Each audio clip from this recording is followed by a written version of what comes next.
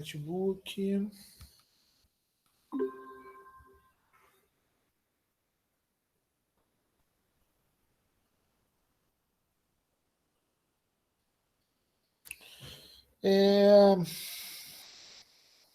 Bom, hoje a gente vai falar sobre o movimento da partícula. Então, de novo, são os conceitos que a gente vai estudar, né, essa semana, especificamente hoje, né, são conceitos que vocês já viram nas físicas anteriores de vocês. Quarta-feira a gente vai falar sobre assuntos que vocês não viram ainda. Por exemplo, a gente vai falar sobre coordenadas generalizadas, que é um assunto que vocês normalmente não veem nas físicas, mas é muito útil, tá? Então, hoje a gente vai falar sobre o movimento da partícula, certo? E aí, quarta-feira, a gente fala um pouco sobre o movimento do corpo rígido. Deixa eu botar para apresentar.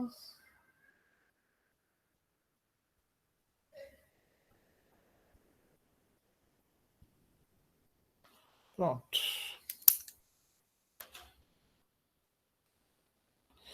Beleza, gente. Então, o que acontece?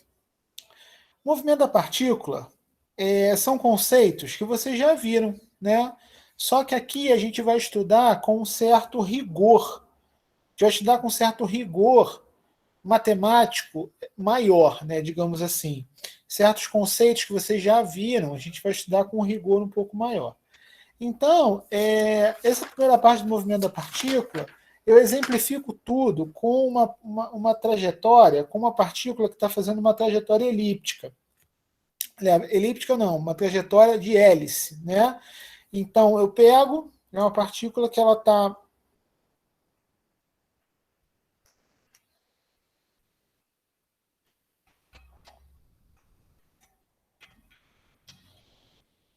descrevendo um movimento de hélice. Eu não vou conseguir fazer exatamente uma hélice aqui, né? Mas é basicamente isso. Eu tenho um eixo coordenado aqui.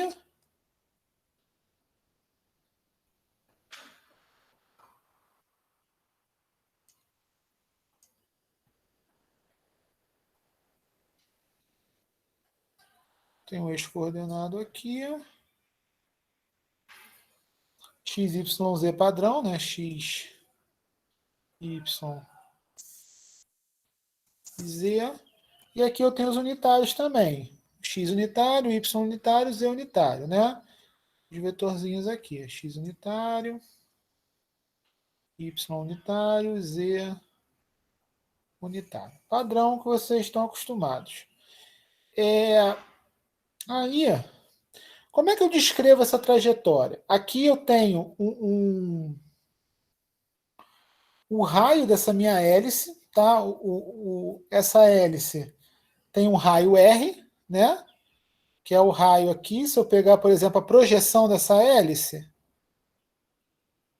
pegar aqui a projeção da hélice, tá? A projeção dessa hélice aqui, ela vai fazer um círculo, certo? Se eu projetar essa hélice aqui, ela vai descrever um círculo. E o raio desse círculo é o raio que eu vou chamar de R. Tem um raio R. Tá, essa partícula está descrevendo essa trajetória através do ângulo θ, que está variando com o tempo, né? Então tem um θ de t, certo? E aí eu tenho aqui a posição P0, e uma posição P qualquer aqui, uma posição P qualquer aqui, que eu tenho um vetor posição aqui,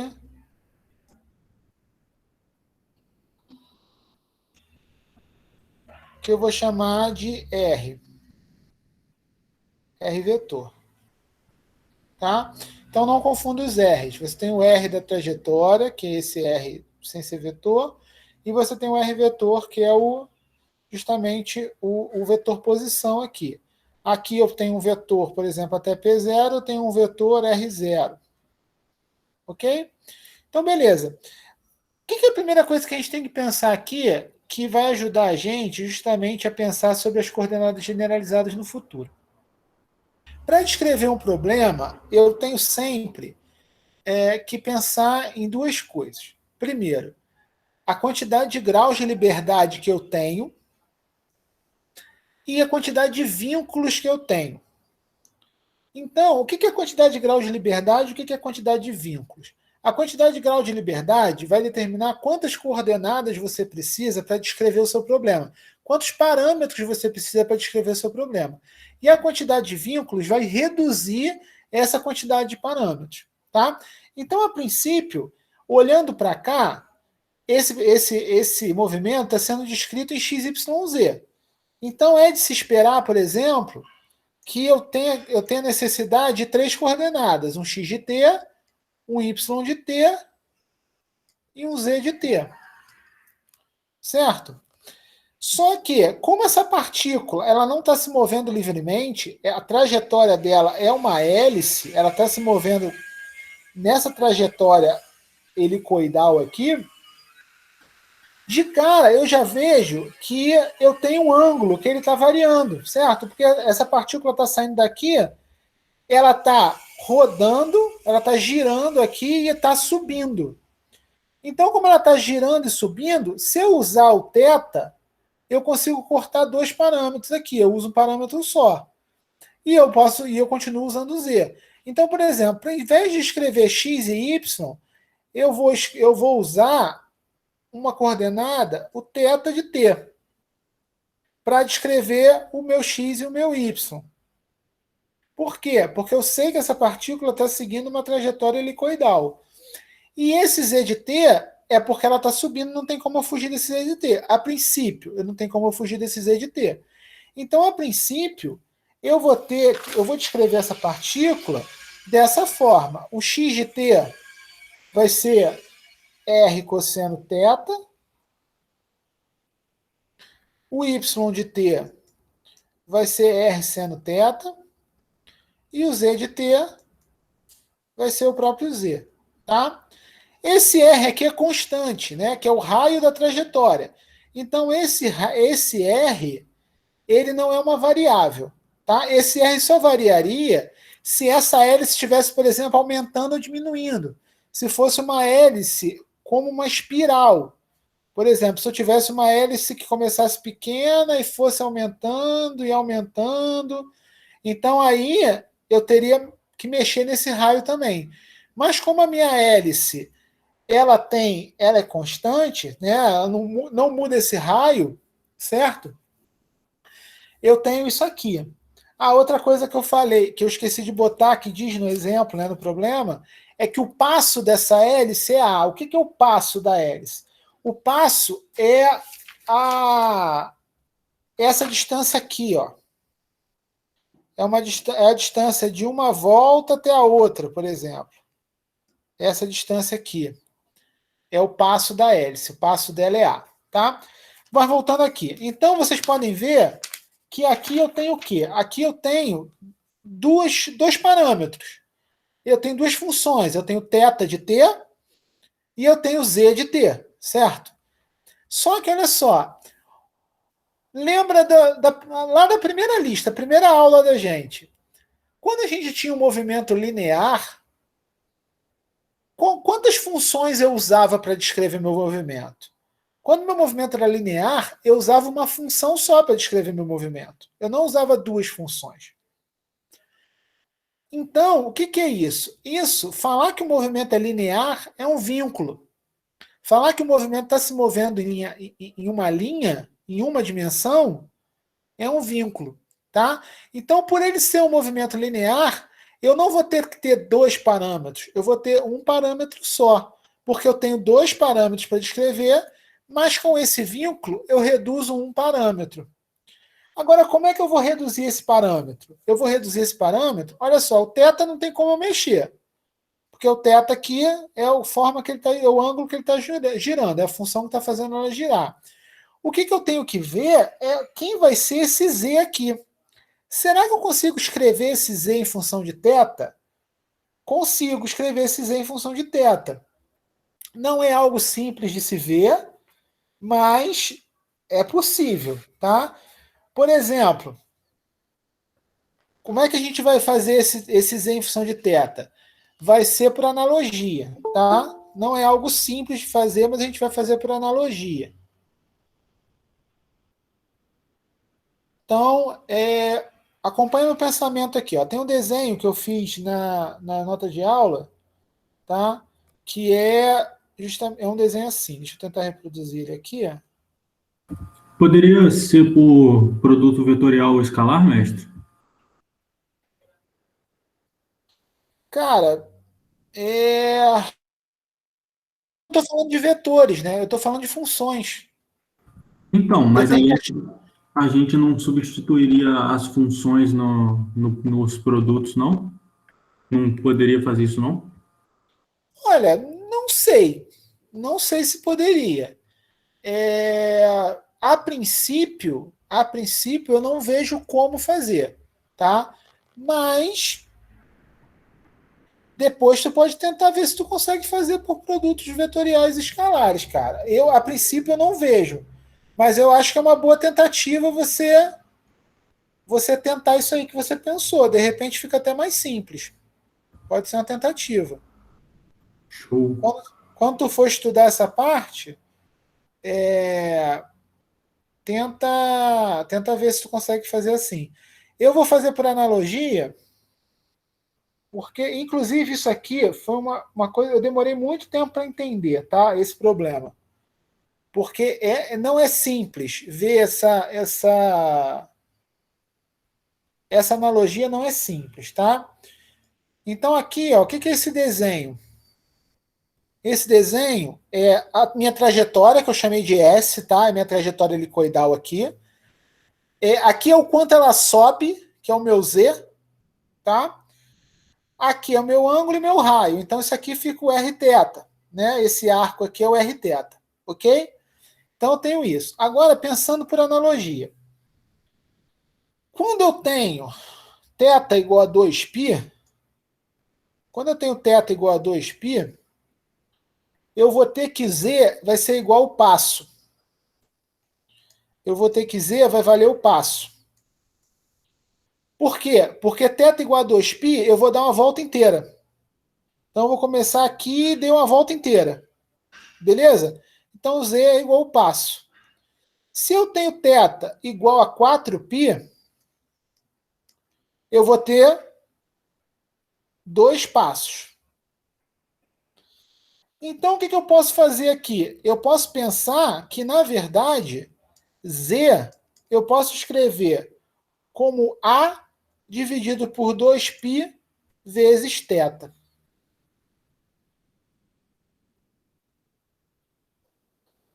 Por quê? Ó, quando θ for 2π, eu vou ter A. Quando θ for 4π, eu vou ter 2A.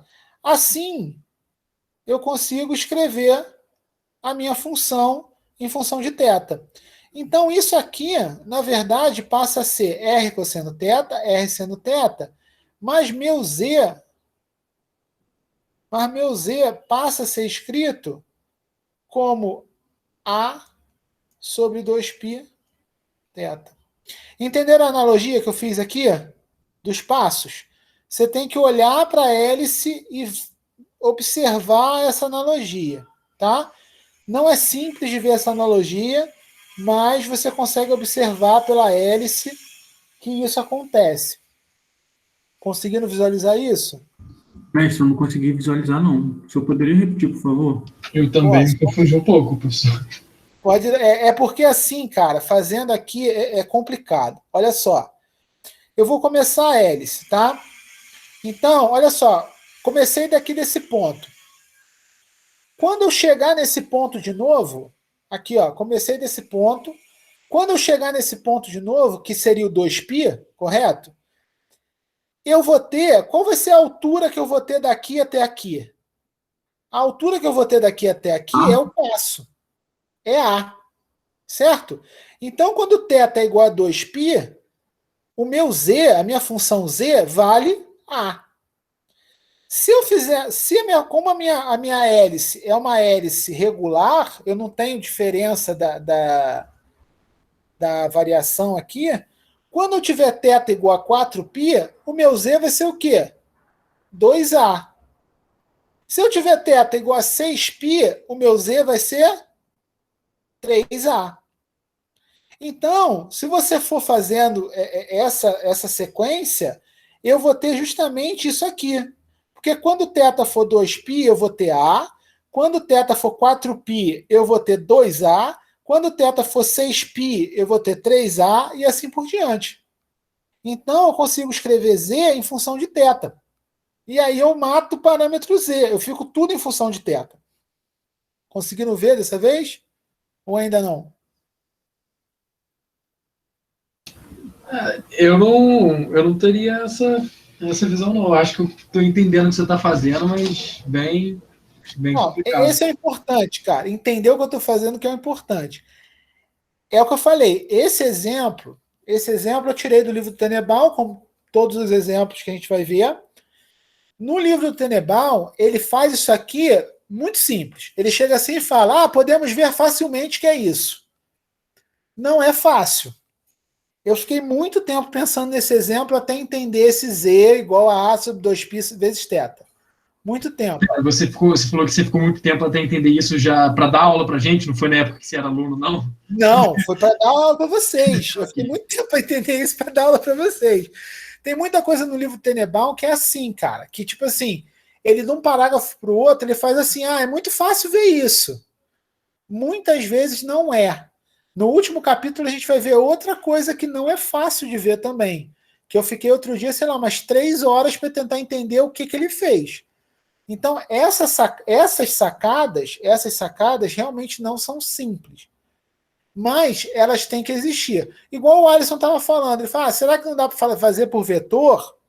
Não sei. O que eu tenho que saber quando eu vou resolver um problema é isso. Eu tenho quantas coordenadas e quantas eu deveria ter. Entendeu? É isso que você tem que pensar. Quantas coordenadas eu deveria ter? E quantas eu tenho? Por exemplo, aqui nesse problema, eu tenho 2. Quantas eu deveria ter? Eu deveria ter 1. Porque, na verdade, o meu movimento é em linha. É em linha. Como meu movimento é uma linha, eu só tenho que ter um parâmetro para descrever tudo. Eu não posso ter 2 parâmetros para descrever tudo, entendeu? Então, eu tenho que dar meu jeito de reduzir esses 2 parâmetros para um parâmetro só. Essa é uma forma de ser reduzida. Podem haver outras formas. Entendeu? Pode haver outras formas de reduzir isso. Eu não sei te dizer se existem. Entendeu? Mas é bem provável que existam outras formas de você reduzir isso. De repente, não usando θ, usando alguma coisa, fazendo o θ em função de z, não sei. Essa forma foi a que eu segui pelo livro do Tenenbaum, entendeu? Agora, essas paradas que às vezes eu concordo com vocês de eu não teria essa sacada. Concordo, às vezes nem eu teria, entendeu? Daqui, de repente, eu seguiria por um caminho muito mais complicado do que realmente é. Como eu venho observado em algumas listas de vocês. Em algumas resoluções de vocês, eu vejo que algumas pessoas resolvem muito simples e outras pessoas viajam. Não necessariamente a viagem está errada, entendeu? Só é uma resolução mais comprida, mas está certo do mesmo jeito. Então, a magia das exatas, é o que eu costumo falar, a magia das exatas é isso.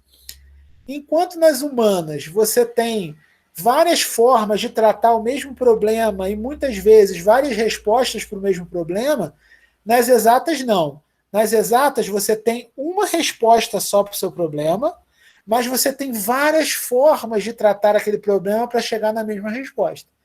Então, isso aqui é uma resolução. Pode ser que existam outras. Se você acha que você tem, por exemplo, você pensou, não, eu acho que eu pensei numa resolução melhor. Faz lá, cara. Pega o papel, abre, vê se faz. Eu fazia muito isso na época de graduação. E muitas vezes eu falava com o professor e o professor falava, é possível e tal, não sei o quê. Eu fazia muito isso na época de graduação. Eu via um problema, às vezes eu olhava assim e falava, eu acho que eu consigo resolver isso aqui diferente. E aí eu ia tentar resolver diferente. Muitas vezes era muito mais difícil o que eu fazia. Mas é uma forma de você exercitar a sua mente também. Tá?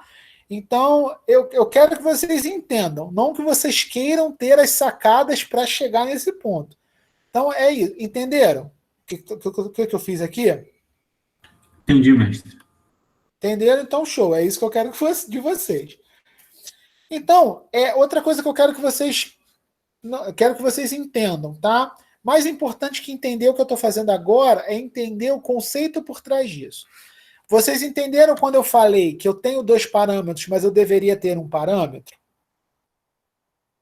Entenderam o motivo disso? Não, professor, acho que não. Tá, vamos lá. Olha só. Eu consigo descrever, olhando para cá, eu consigo descrever com 2 parâmetros, correto? Olhando a princípio, eu tenho 3. Né? Olhando a princípio, eu tenho 3 coordenadas. Mas eu vejo aqui pelo problema, eu vejo que x e y variam com θ. Então, essas 2 coordenadas que eu tinha aqui, eu já consigo escrever como uma só. Entendeu isso? Correto, isso sim. Correto. Então, eu passei a ter 2 coordenadas, que é θ e que é z. Tá? 2 coordenadas. Só que, vamos parar para pensar naqueles problemas que vocês fizeram lá na lista 1. Eu falei, uma partícula se move em linha reta sobre o potencial tal. Quantas coordenadas vocês usaram para descrever o problema? Vocês usaram 2? Não, vocês só usaram x. Então vocês só usaram uma coordenada. Eu falei para vocês que a partícula se movia em linha e vocês só usaram uma coordenada. Aqui, apesar de ser uma hélice, eu falando, apontando para a tela como se vocês pudessem ver meu dedo. Aqui, você olhando para a hélice, é uma linha, certo? Essa hélice é uma linha. Então, por que lá, descrevendo um problema em linha, eu precisava de uma coordenada só, e aqui, descrevendo um problema em linha, eu preciso de 2? Não faz sentido. Porque ser uma linha, o movimento dela ser uma linha, não é uma reta, né, mas é uma linha, me limita a uma coordenada só.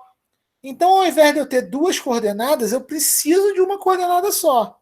Como eu vou achar isso? Existem várias formas de achar. Não sei, tá? Mas eu sei que eu tinha 2 e eu preciso de uma. Se eu tivesse outro vínculo, aqui não teria como, né? Porque o mínimo que você tem é uma. Mas a questão toda é que isso é chamado de vínculo. Quando você define uma coisa que você sabe que relaciona coordenadas, você define um vínculo. Certo? Então, por exemplo, aqui eu tinha 2 coordenadas, mas eu preciso de uma coordenada. E isso acontece em diversos movimentos. Por exemplo, lembra daquele exemplo da moeda que a gente fez lá no início? A moeda girando, que eu precisava de 3 ângulos para definir o movimento da moeda? Por que eu precisava de 3 ângulos para definir o movimento da moeda? Porque eu não tinha nenhum vínculo.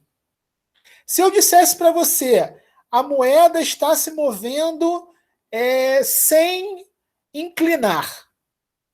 O fato de eu falar para vocês que a moeda está se movendo sem inclinar é um vínculo. Vocês cortariam um ângulo. Porque lembra que vocês tinham uma moeda girando e aí essa moeda estava inclinada em relação à direção Z? Você tinha a direção Z aqui e ela estava aqui inclinada aqui, vocês tinham um ângulo aqui que eu não lembro se era psi ou φ. Lembra que tinha esse ângulo de inclinação? Se eu viro no problema e falo para vocês, a moeda move-se sem inclinar. Se ela move sem inclinar, eu não tenho essa inclinação. Eu sei que ela vai estar sempre paralela ao eixo Z. Ela vai estar sempre no eixo Z. Então, esse ângulo psi morre. Então, ao invés de eu ter θ, φ e psi, eu não tenho mais θ, φ e psi. Eu tenho só θ e φ. Outra coisa, se eu virasse para você lá e falava, essa moeda se inclina harmonicamente seguindo o ângulo θ. Você já saberia que você conseguiria escrever esse psi em função do ângulo θ. De novo, você teria um vínculo, porque você teria só 2 ângulos e não 3 ângulos. Entenderam esse conceito de vínculo? Sim, agora entendi. Entendeu? Então, Uhum. esse conceito de vínculo é muito importante para resolver problemas. Todo problema você vai ter coordenadas e vínculos. Se você tem mais coordenadas, se você tem é, é, 3 coordenadas e 2 vínculos, você vai ter uma coordenada só. Se você tem 5 coordenadas e 3 vínculos, você vai ter 2 coordenadas só, e assim por diante. Você sempre vai diminuir o número de coordenadas dos vínculos que você tem no problema. Cada vínculo te reduz uma coordenada, certo? Então, esse conceito é muito importante entender, porque a gente vai usar em corpos rígidos, por exemplo, partícula é tranquilo, porque partícula, eu só tenho, muitas vezes, 3 graus de liberdade só, eu só tenho 3 coordenadas. No corpo rígido, eu posso ter, se eu não me engano, até 9 graus de coordenadas, 9 graus de liberdade. Como posso ter muitos graus de liberdade no corpo rígido, para resolver problemas, normalmente eu preciso de vínculos, que é uma coisa que a gente vai falar, por exemplo, na quarta-feira. O que é o rolamento? O que é o rolamento de um corpo rígido? O rolamento de um corpo rígido é quando ele está rodando sem deslizar. Então isso já me dá um vínculo. Porque se eu não defino isso, eu tenho que considerar que o corpo rígido está rolando e está deslizando, que é o que normalmente acontece na natureza. Então, corpos rígidos têm muito mais graus de liberdade do que partículas. Então, esses vínculos são muito necessários na hora de a gente calcular coisas de corpo rígido, tá? Continuando, nas notas de aula, aí eu começo a entrar em certas definições nas notas de aula, tá? Seria interessante para vocês, é o que eu falo sempre. Quando vocês forem estudar, refaçam, vão refazendo os passos que eu estou fazendo nas notas de aula. Porque aí vocês vão observar o que eu tô, que exatamente eu estou fazendo. Vocês já estão com o livro do Tenebal, que algumas pessoas me mandaram e tal, comparando, etc. Quando vocês olharem o livro do Tenebal, além da notação que eu uso diferente do Tenebal, vocês vão reparar que alguns exemplos eu faço mais passos do que o Tenebal faz. Por que eu faço mais passos que o Tenebal faz? Porque algumas coisas que ele faz no livro dele, eu acho que é pulo do gato demais. Porque certas coisas ele fala assim, é fácil ver isso, é fácil ver aquilo, e muitas vezes não é. Então, sempre que vocês verem vários passos sendo feitos, é porque não é tão simples e eu fiz. Então, por isso que é importante vocês seguirem as notas de aula refazendo os passos que eu fiz. Porque vai ser mais simples do que vocês estudarem direto pelo livro e alguns passos vocês não terem, tá? Mas continuando.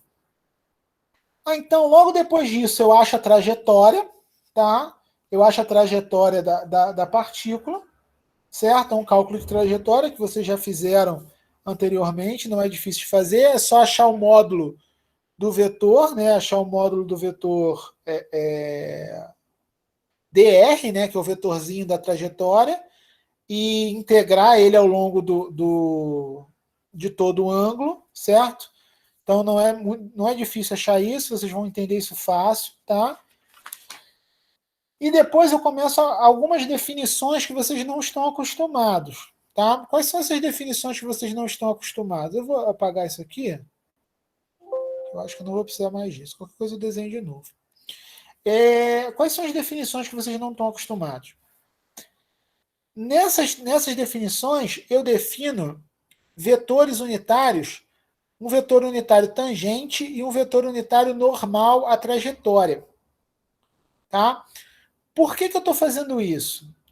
Primeiro, a velocidade. Se eu tenho uma trajetória, se eu tenho, por exemplo, uma trajetória aqui, a minha velocidade ela vai ser tangente à trajetória, certo? Isso vocês já aprenderam em Física 1. A velocidade de uma partícula ela é uma tangente à trajetória. Vocês isso aprenderam até em cálculo 1, né? Que você calcula a reta tangente, tal. Taxa de variação, etc. Então, a velocidade de uma partícula ela é um vetor tangente à minha trajetória. Então, é importante eu definir um vetor unitário, que eu chamo aqui de n de t, que ele é um vetor tangente à trajetória. ele é um vetor unitário aqui, tangente à trajetória.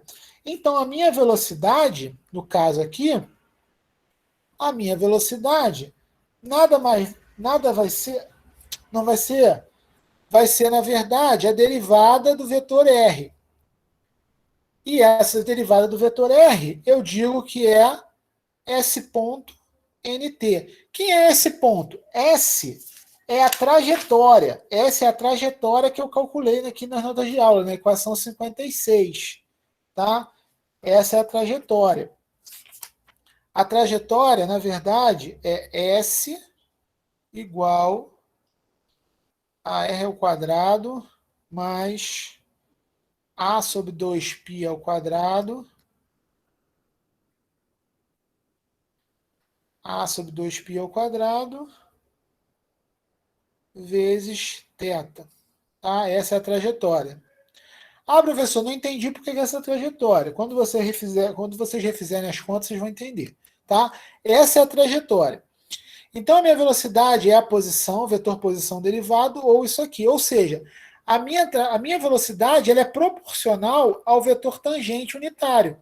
Porque a velocidade ela é um vetor tangente à trajetória. Tá? Então, a minha velocidade ela vai ser proporcional a esse vetor tangente unitário. A partir desse vetor tangente unitário, eu consigo achar o vetor normal à trajetória.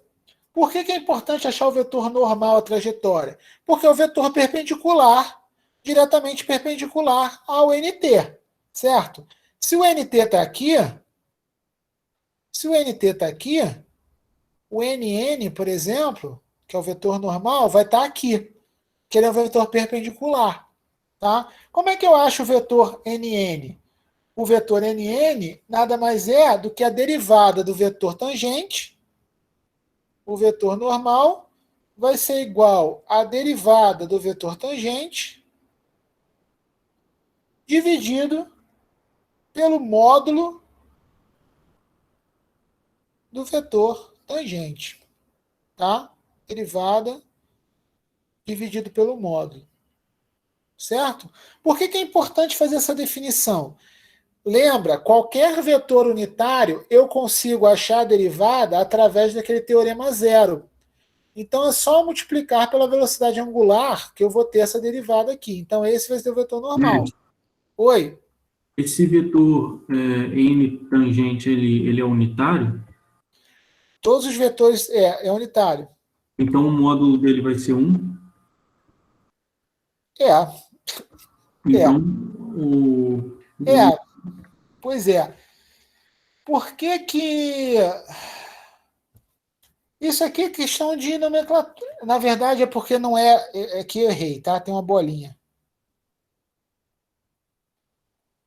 É o vetor, é a derivada do vetor tangente, não é o vetor tangente. O vetor tangente é unitário, tá? A derivada dele não vai ser. entendi, mestre. Por quê? Porque, por exemplo, lembra, para achar essa derivada, o que eu faço? Eu faço a velocidade angular vetor ele. Como eu acrescentei essa velocidade angular aqui, eu vou deixar dele ser, ele vai deixar de ser unitário. Tá vendo? Então, eu para unitarizar, não lembro o termo. Para deixar ele unitário de novo, eu tenho que dividir ele pelo módulo da derivada dele também. Tá? Que aí o vetor normal ele vai ser um vetor unitário. Beleza? Fazendo essa conta, eu vou achar algo. Eu vou achar uma definição. Eu vou botar uma definição aqui para vocês, tá? Isso aqui vai ser um kappa, uma constante que eu defini aqui, um parâmetro, na verdade.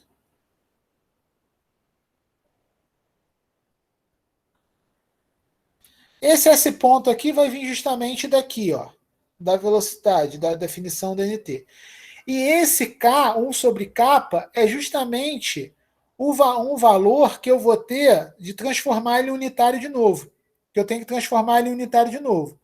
Então, eu vou Caraca, eu botei 2 chapéus.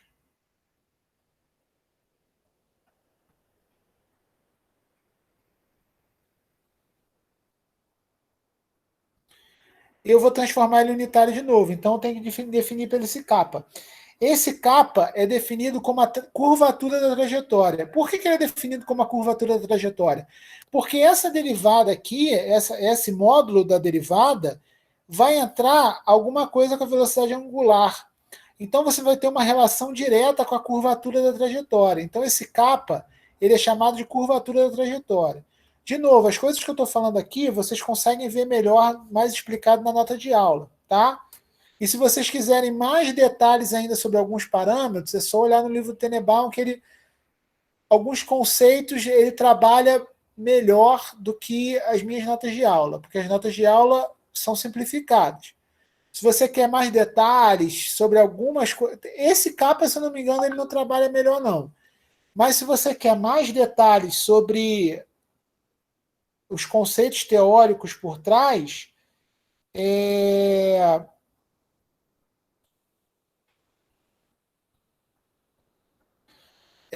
se você quer mais conceitos teóricos por trás, vai lá no livro que ele às vezes trabalha melhor esses conceitos teóricos.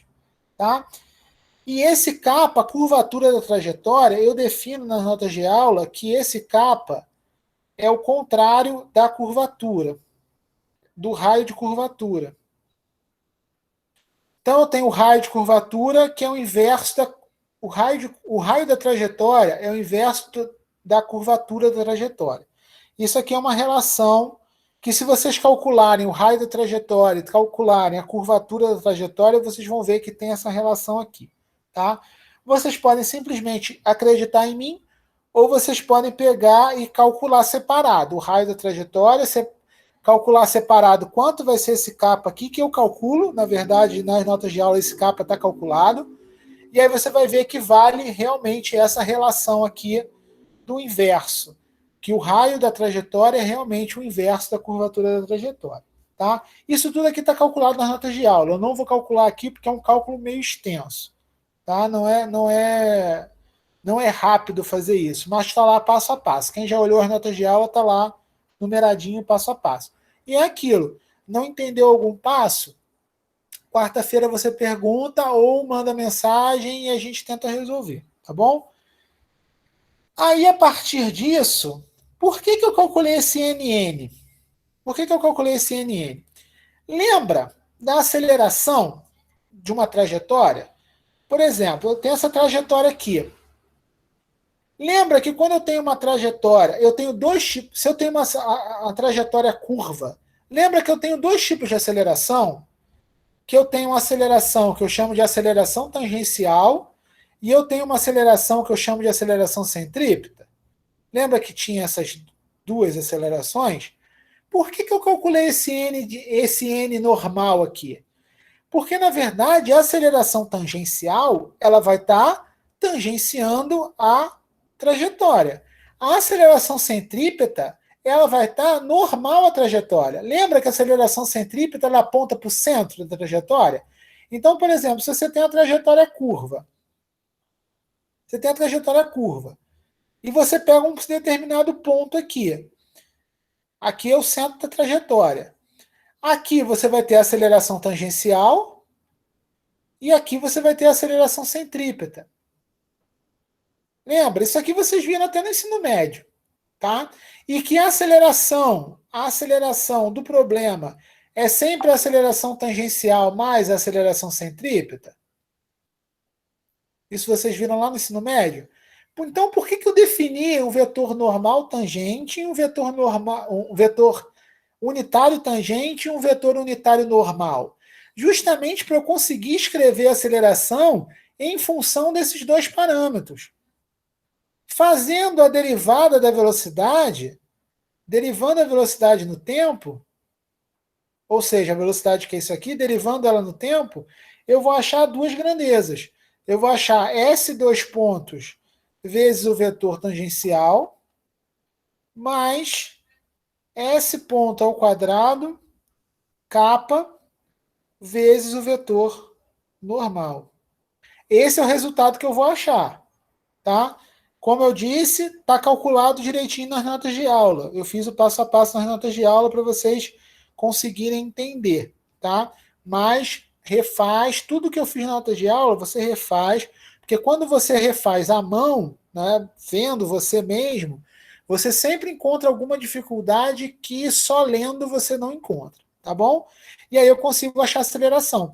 Se eu não definisse esse vetor normal, eu não conseguiria escrever a aceleração dessa forma, como um vetor tangente mais um vetor normal. Tá? Eu não conseguiria escrever dessa forma. Beleza?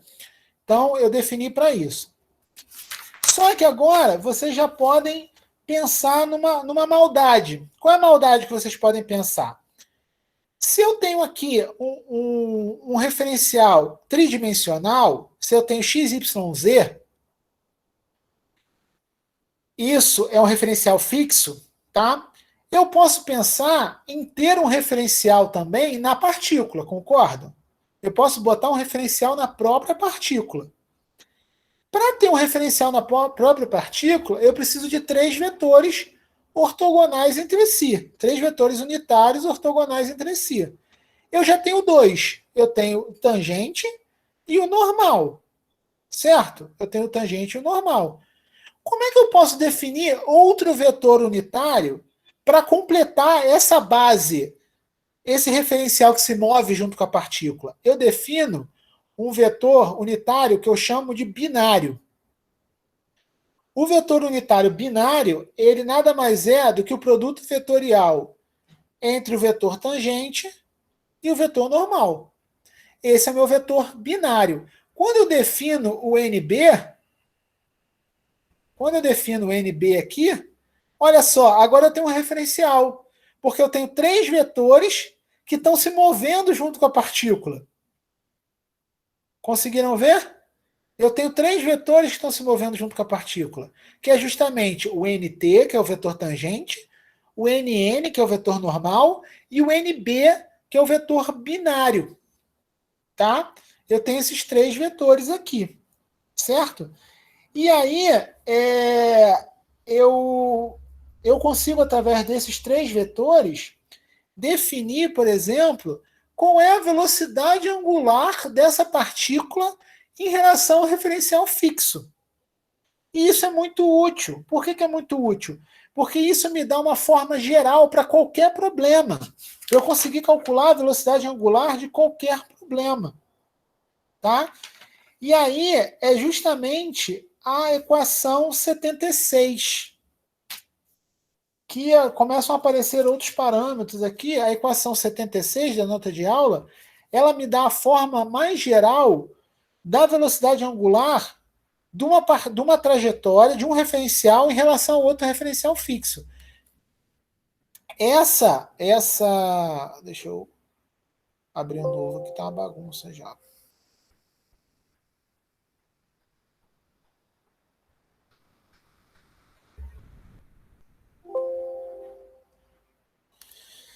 Então, a equação 76 das notas de aula,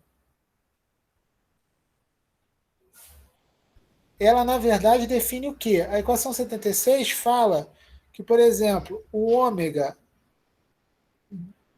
do S, né, que seria o ômega da partícula em si, ele é, na verdade, definido como a derivada da trajetória vezes o parâmetro tal. Esse parâmetro tal, ele é função da trajetória e função de um outro ângulo que você define com vetor binário.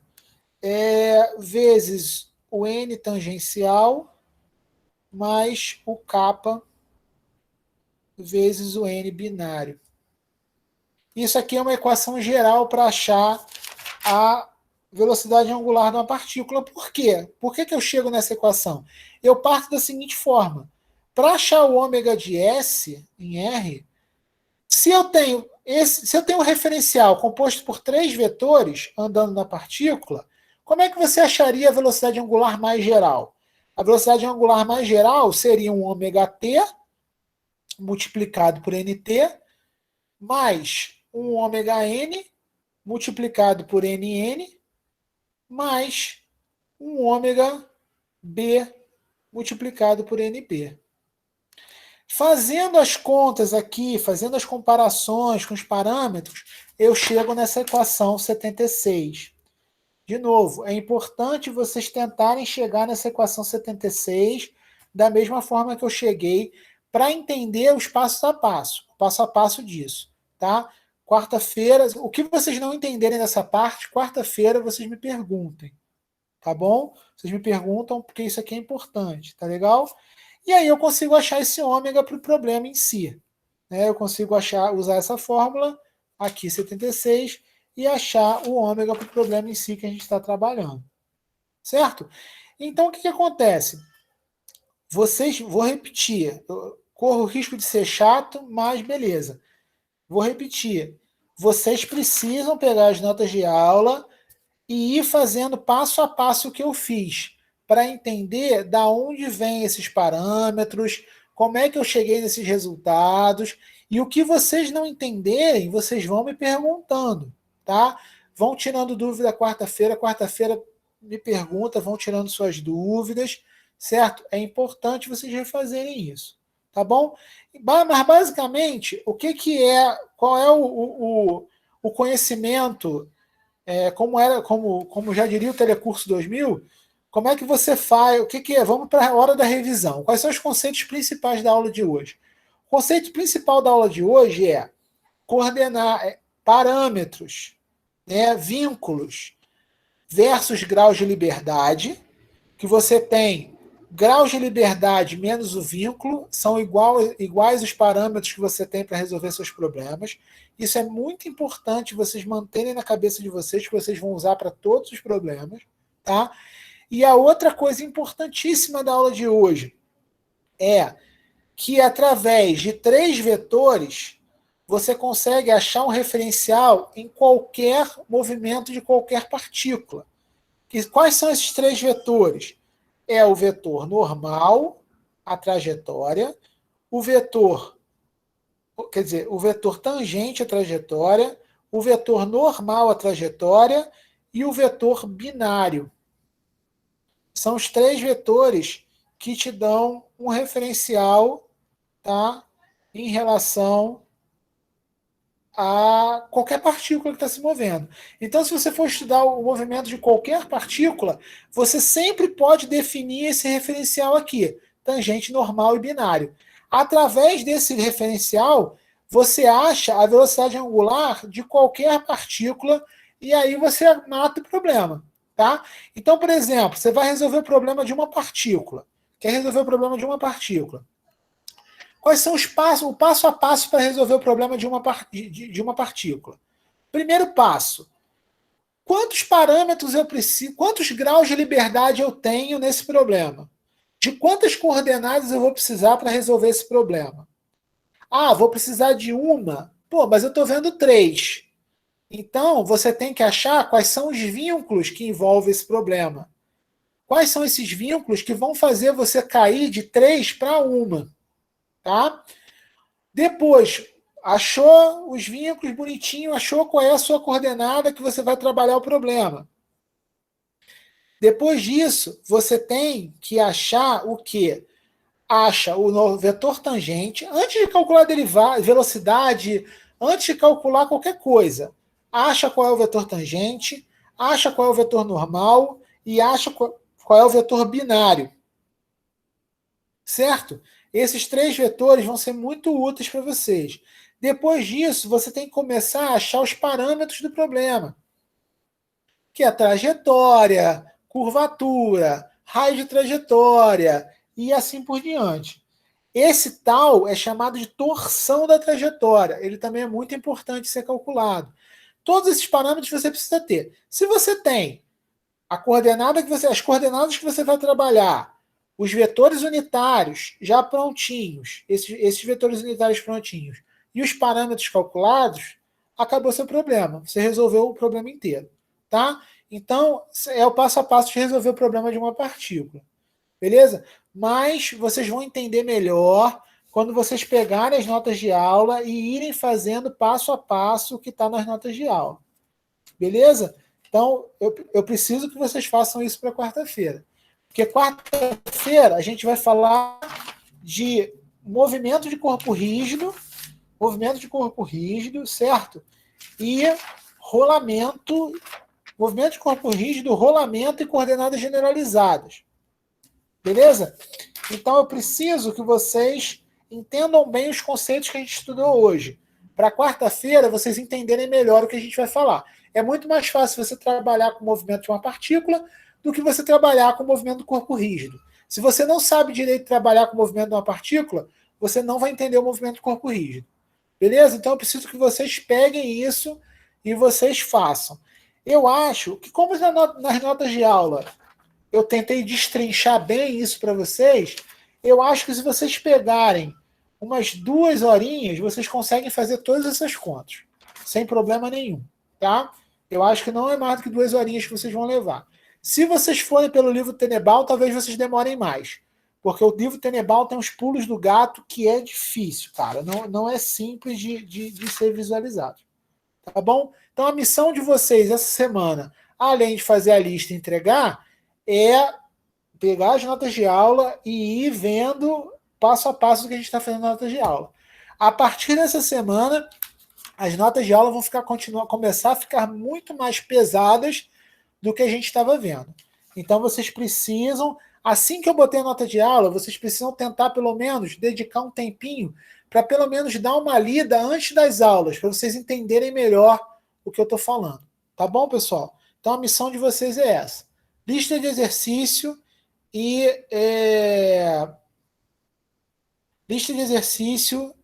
estudar essa primeira parte para... E se tiver tempo, já começar de corpo rígido também, que aí vocês vão entender ainda melhor quarta-feira, tá bom? Então essa é a missão de vocês essa semana. Beleza? Show, professor. Não entendendo? Manda mensagem, não tem problema. A hora que vocês quiserem mandar mensagem, manda mensagem. Se eu tiver muito enrolado, o máximo que eu vou falar para vocês é, pessoal, agora não dá para tirar a tua dúvida. Amanhã eu vejo isso, tá? Mas pode mandar mensagem a hora que vocês quiserem. Não tem problema, não. Então, não vai entendendo alguma coisa, vai avisando, vai mandando mensagem, vai perguntando, a gente vai se resolvendo, tá bom? Então, falou, pessoal, até quarta-feira. Show, professor, até quarta. Falou. Falou.